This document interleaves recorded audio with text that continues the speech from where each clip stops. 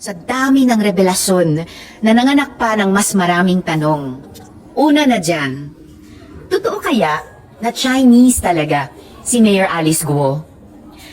Importante yung itanong dahil si Mayor Alice na walang record dito sa bansa ang siyang naging instrumento para makapasok ang napakalaking kumpanya ng Pogo sa Pilipinas na ayon sa Intel ay sangkot naman sa hacking at surveillance activities, lalo na sa mga government websites. Ayon mismo sa mga taga-Bamban, bigla na lang lumutang ang pangalan ni Mayor Alice Guo noong eleksyon noong 2022. May nakakakilala kaya talaga sa kanya, sa sarili niyang bayan? Mayor Alice was catapulted to power in a small town in Tarlac. But does she have the public records that will undoubtedly establish her identity as a Filipino national? Kung yung iba sa atin, hirap na hirap kumuha ng national ID dahil kulang sa papeles, o kaya nadidelay sa paghahanap ng trabaho dahil hindi makakuha ng school records. Ikumpara natin yan kay Mayor Alice, base na rin sa hearing kahapon. Dahil siya, nagkaroon ng negosyong babuyan, naging incorporator sa isang complex at higit sa lahat, nakapag-file ng candidacy kahit manipis ang mga dokumento niya. Natuklasan natin na wala siyang hospital record of birth. Kahit mga dokumento na pumasok sa kahit anong school, wala. Ang meron tayo ay ito, Certificate of Live Birth. Dito naman, Filipino ang nakalagay na nationality ng tatay niya. Pero sa dokumento ng embroidery business, Chinese ang nationality na nakarecord. Meron din tayong kanyang registration ng live birth, pero delayed registration.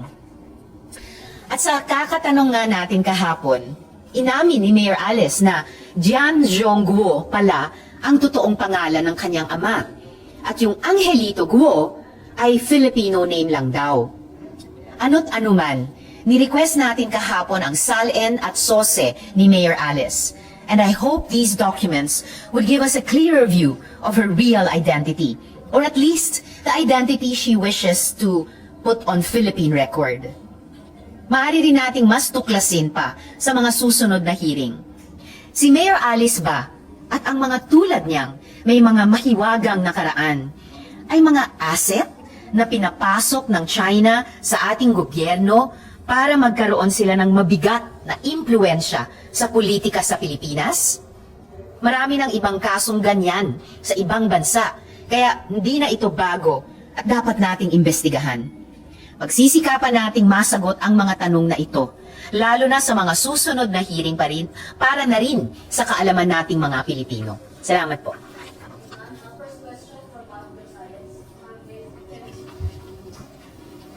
Hi ma'am, good morning. Ma'am, yung po nire-raise ninyo about kay Mayor Alice Guo, ano po yung banta nun or dangers nun if mapatunayan natin na Chinese siya and you parang isang allegation is tinanim siya sa Pilipinas?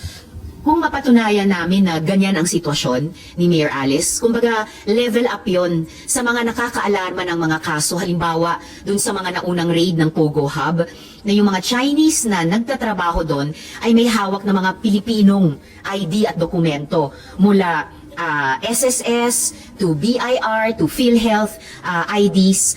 Tapos level up din yan kung sakali sa mga kaso, halimbawa ng mga Chinong na-apprehend ng ating embassy sa Bangkok. Mga Chino, pero may hawak na Philippine passports at Philippine birth certificates. Level up yon sa mga kaso ng mga dayuhan dito man sa Hi ma'am, good morning. Ma'am, yung po nire-raise ninyo about kay Mayor Alice Guo, ano po yung banta nun or dangers nun if mapatunayan natin na Chinese siya and you parang isang allegation is tinanim siya sa Pilipinas? Kung mapatunayan namin na ganyan ang sitwasyon ni Mayor Alice, kumbaga level up yon sa mga nakakaalarma ng mga kaso, halimbawa dun sa mga naunang raid ng Pogo Hub, na yung mga Chinese na nagtatrabaho doon ay may hawak na mga Pilipinong ID at dokumento mula SSS to BIR to PhilHealth IDs. Tapos level up din yan kung sakali sa mga kaso, halimbawa ng mga Chinong na-apprehend ng ating embassy sa Bangkok. Mga Chino, pero may hawak na Philippine passports at Philippine birth certificates. Level up yon sa mga kaso ng mga dayuhan dito man sa Pilipinas o sa ibang bansa na nakakapakinabang sa mga karapatan at benepisyo, social protections na dapat ay para sa Pilipino o di kaya ay under false pretenses bilang mga di umanong Pilipino gumagawa ng mga krimen o illegal na activities dito o sa ibang bansa gamit yung mga sagrado nating dokumento ng identification at miyembro sa iba't ibang institusyon bilang mga Pilipino. Kasi kung mapatunayan na yan din ang naging ruta ni Mayor Alice, wow. So hindi lamang binabastos yung integrity ng ating mga institusyon na nag-i-issue itong mga dokumento ng identification, mapapatunayan kung sakali na ginamit na ito upang magkaroon ng foothold. Una sa local economy natin dito sa Pilipinas o kahit dyan sa Bamban sa pamamagitan ng ganitong mga kung sakali fraudulently held Filipino identification documents, nakapagbukas ng isang napakalaking POGO hub dyan sa Bamban.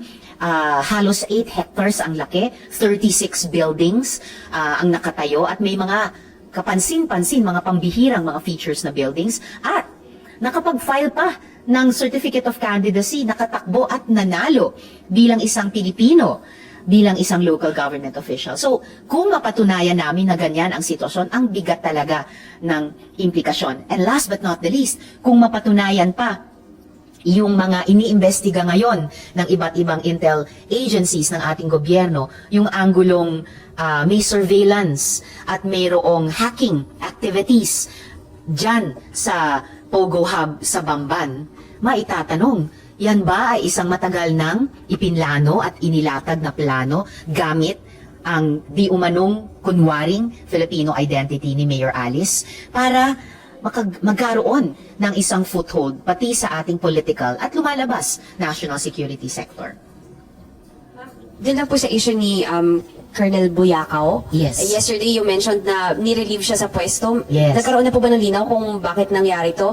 And would you assume, like from an outsider, parang meron bang pinagtatakpan kaya inalis siya bigla dun sa pwesto niya? I can't firmly assume yet, pero talagang nakakatawag ng pansin at duda yung timing at saka yung sequence of events. Pagkatapos ng isang matagumpay na raid na ang yaman-yaman ng naipakitang na raid at napakustody ng PAOK sa tulong ng Police Colonel Ian, sa halip na gantimpalaan siya sa loob ng PNP bilang isang professional na police officer, bakit tila hindi kinilala yung kanyang magandang trabahong ginawa, mabuting trabaho, na parusahan pa dahil tinanggalan pa ng kasalukuyang posisyon at inilipat bigla sa ibang lugar. Pending pa rin ang query ko sa CIDG tungkol sa naganap na iyon at pending din ang tanong na iyon. Inulit ko sa kanila paglabas ko sa hearing dun sa pumalit kay Colonel sa kanyang kasalukuyang tungkulin. Last na lang po for me.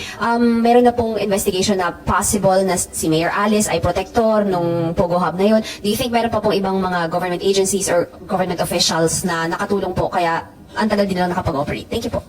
Well, yun yung isang implikasyon na kailangang investigahan pa kung ma-establish namin na dubious nga yung legal status ni Mayor Alice Guo sa lahat ng kanyang mga involvement so far. Kung meron pa bang ibang mga local government officials tulad niya o potential local government officials na di umano ipinapapasok at piniplace ng China dito sa ating bansa para makamit yung ganyan at iba pang mga layunin. Kaya't naitanong ko nga, POGO lang ba?